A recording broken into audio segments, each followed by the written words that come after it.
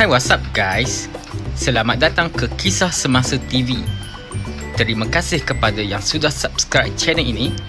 Kepada yang belum, bolehlah subscribe untuk mengetahui kisah semasa.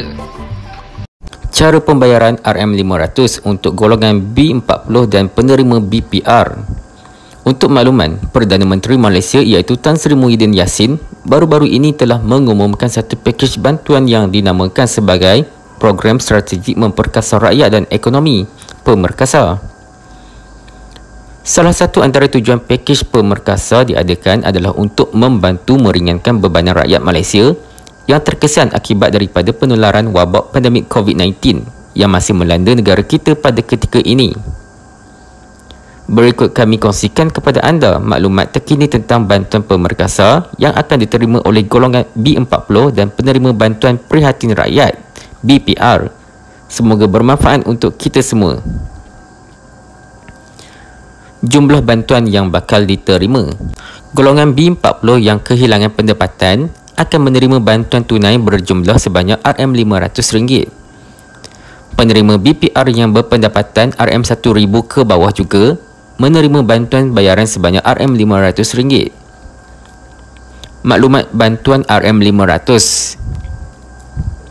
Untuk pengetahuan anda, maklumat mengenai bantuan ini hanya layak diterima oleh mereka yang berumur di antara 21 hingga 60 tahun. Para penerima juga tidak perlu untuk melakukan sebarang pendaftaran permohonan. Bagi individu yang berstatus bankrupt, mereka akan diberikan kelonggaran untuk membuka akaun bank secara online bagi memudahkan mereka menerima bantuan kerajaan melalui permohonan email kepada Jabatan Insolvensi yang menguruskan kes mereka.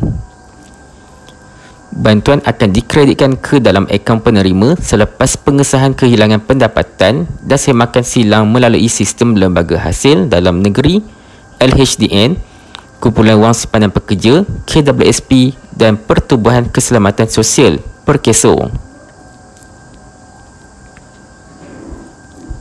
Tarikh pembayaran bantuan RM500. Untuk makluman, setakat ini belum ada lagi tarikh spesifik yang telah ditetapkan oleh pihak kerajaan mengenai bayaran bantuan ini. Namun, bayaran bagi bantuan ini dijangka akan disalurkan kepada semua mereka yang layak bermula pada bulan Jun 2021. Soalan lazim. Perlukah para pemohon membuat permohonan semula? Jika perlu, bagaimana caranya? Tidak perlu melakukan sebarang permohonan baru.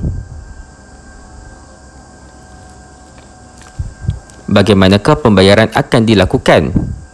Bantuan ini akan dikreditkan dan dibayar secara terus ke dalam akaun penerima selepas pengesahan kehilangan pendapatan dan semakan silang dilakukan melalui sistem Lembaga Hasil Dalam Negeri LHDN, Kumpulan Wang Simpanan Pekerja KWSP dan Pertubuhan Keselamatan Sosial Perkeso. Ini bermakna anda boleh melakukan semakan status pembayaran apabila tarikh bayaran diumumkan.